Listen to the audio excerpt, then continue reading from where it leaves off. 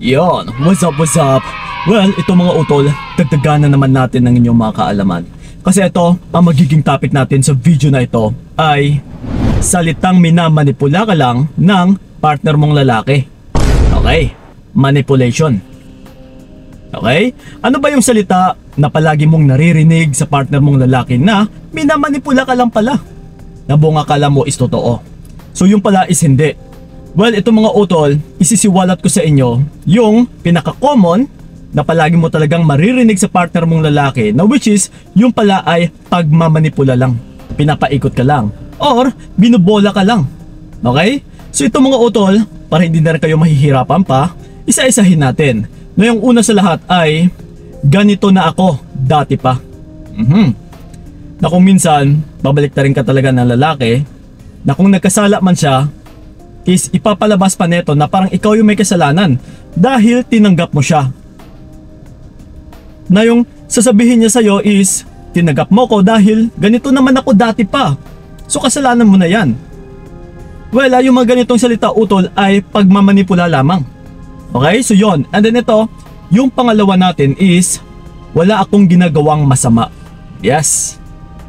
So kung may nahuli ka, or like for example is may naramdaman ka talaga na hindi maganda sa partner mong lalaki, na kung minsan is matibay na yung ebidensya na hawak mo. Pero ganun pa man is papaikutin ka lang or bubulahin ka lang ng partner mong lalaki na wala akong ginagawang masama. Again, yan po ay isang pagmamanipula lamang. Okay, so yon. And then ito pa. Yung pangatlo ay hindi mo na-appreciate yung effort ko. Na kung minsan utol is kapag may nagawang kasalanan yung mga partner ninyong lalaki, is ito po yung minamanipula niya sa inyo. Na ipanunumbat niya na sa halip ng mga pinaggagawa ko is hindi mo man lang binibigyan ng appreciation yung mga efforts ko. So pero ang ginagawa ng lalaki is sinasadya niya po ito na sabihin o sinasadya po namin ito na sasabihin para mabaliktad yung lahat ng situation. Na kunwari is wala siyang nagagawang kasalanan. And then ito na ngayon, iibahin niya yung topic, yung about sa pag-e-effort niya. Para yun naman yung bigyan mo ng tuon na oy, oo nga no, nag-e-effort siya. So hindi ko siya papagalitan. Yes, yung tipong ganun, yung gustong ipahiwatig ng partner mong lalaki. Okay, so yon. And then ito yung pang-apat natin is wala ka nang makita na kagaya ko. Yes, isa rin ito sa pagmamanipula na para mas lalo kang matakot. So again mga utula, kayo lang po yung mag-validate or makaka-validate. Yes, kung ano yung pagtingin ninyo na karakteristik sa mga partner ninyong lalaki. Kung alam mo naman na sinungaling, yes, babaero, yung tipong hindi mapagkatiwalaan, then mas marami pa talaga na mahahanap ka dyan or may matatagpuan ka na masigit pa sa kanya. And then yes, syempre, wala ka nang matatagpuan na kagaya niya. Na sobrang ubod ng kasinungalingan, yes, ng panloloko, at saka kung ano-ano pa dyan nakabalastugan. Yes, okay, so yon. And then ito, yung panglima natin is, kaibigan ko lang yun.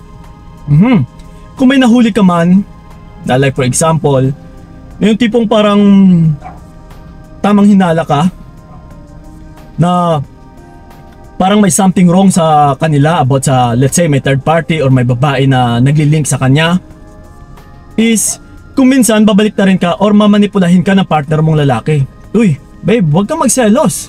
Huwag mo naman bigyan ng malaking deal or big deal yung babaeng ito kasi kaibigan ko lang naman yun. Again mga utol once na may kaibigan yung mga partner ninyong lalaki na babae or matalik na kaibigan, yan po ay isang reserba niya or maybe kung minsan is may something dyan na kinakaugnayan nilang dalawa. Okay, so yon. And then ito, yung pang-anim natin is ikaw nga itong may iba na. Once na nahuli ninyo yung mga partner ninyong lalaki, like for example is may third party, is babalik na rin ka rin neto. Mamanipulahin ka rin na yung tipong parang ikaw pa itong may tinatago sa kanya. Yes, sa pamamagitan na tatakutin ka talaga na ikaw nga itong may bago na ikaw nga itong may iba na. Kaya panay pa sexy ka, panay paganda ka. Yes.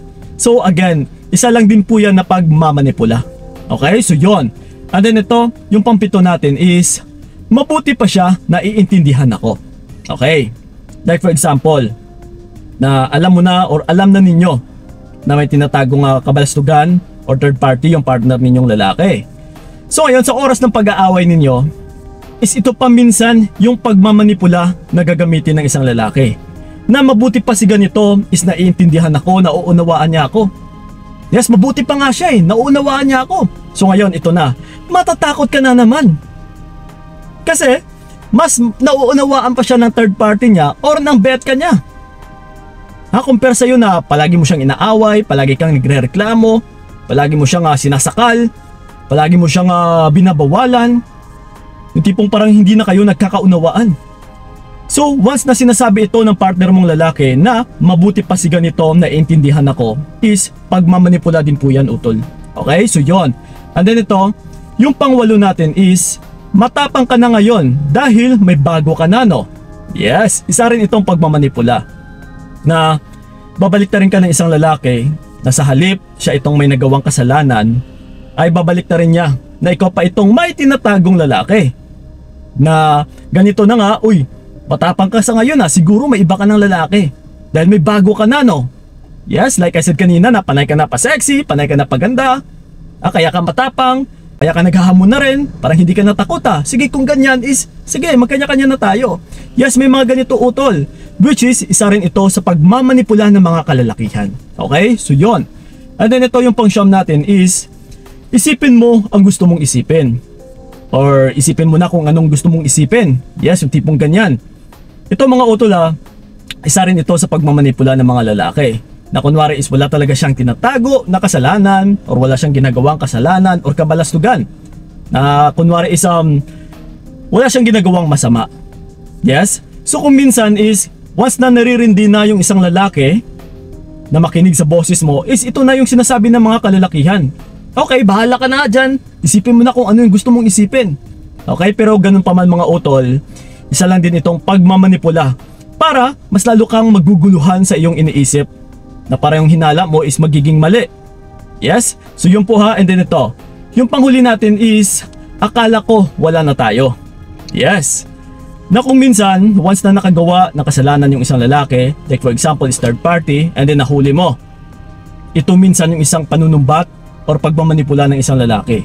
Akala ko wala na tayo Kaya ito, naghanap ako ng iba, naghanap ako ng bago. Kasi akala ko wala na talaga tayo. Pero kung minsan kasi is walang closure, di ba?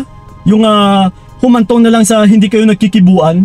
And then, ito na lang yung ibebelta sa'yo ng partner mong lalaki once na may nagawa na siyang kasalanan. Or like for example is nahuli mo na. And then ito lang yung sasabihin niya. Kasi akala ko wala na tayo. Kasi hindi mo na ako sinasagot. Hindi ka na rin tumatawag sa akin. Hindi mo na ako kinakamusta. Yes.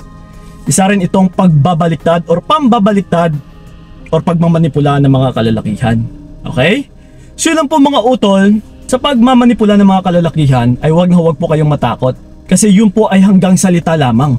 Na kung tutuhanin ninyo is, yes, siya rin itong matatakot once na pinanindigan mo talaga kung ano rin yung mga sinabi mo at saka kung ano din yung sinabi niya na nagpapahiwatig na hanggang salita lang din po yan. Okay? So yun po mga utol and then sa'yo or sa inyo, ano po yung iba pang pagmamanipula ng mga partner ninyong lalaki na madalas niyang sinasabi? Yes, just comment down lang dyan sa ilalim. Okay? So yun po mga utol, maraming salamat talaga. So ingat kayo. God bless and babush!